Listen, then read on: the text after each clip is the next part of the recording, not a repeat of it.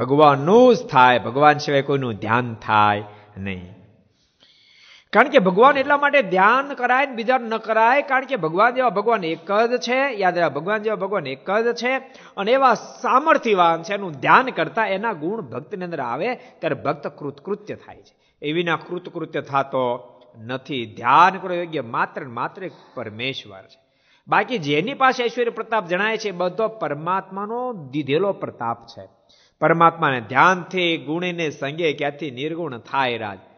પરમાત્મા સિવાય બાકીના તમામ ગુણયુક્ત છે. માને પરમાત્મા સિવાય એક પણ તત્વ એવું નથી, એક પણ તત્વ એવું નથી કે જેને માયા પરાસ્ત ન કરી શકે. યાદ રાખજો, એવમ બ્રહ્મ તત્વ પણ એવું નથી કે એને માયા પરાસ્ત ન કરી શકે. બ્રહ્મને પણ પરાસ્ત કરી દે. બ્રહ્મ જો પરમાત્માનો સંબંધ છોડી દે, આનંદ સ્વામી, બ્રહ્મ પણ ભગવાનનો સંબંધ છોડી દે તો બ્રહ્મને પણ માયા પરાસ્ત કરી શકે.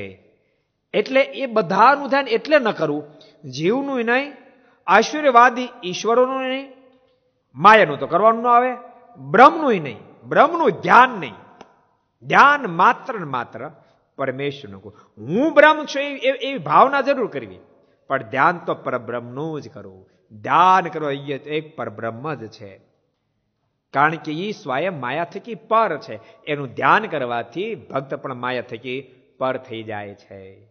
માનો કે પરમેશ્વર સિવાય બીજા કોઈનું ધ્યાન કર્યું અને એને સંબંધ પરમાત્માનો તૂટી ગયો તો એને માયા બેવડમાં લઈ લે, તો એને લઈ લીધા પોતાને લઈ લે. એટલા માટે ધ્યાન કરો યોગ્ય માત્ર માત્ર એક પરમેશ્વર છે, પરમેશ્વર સિવાય कोई ज नहीं। अगर ये वीडियो आपको पसंद आया हो तो लाइक करें और शेयर करना मत भूलिए। सब्सक्राइब करें सरदार कथा चैनल को और बेल आइकॉन पर क्लिक करना मत भूलिए लेटेस्ट वीडियो सबसे पहले पाने के लिए।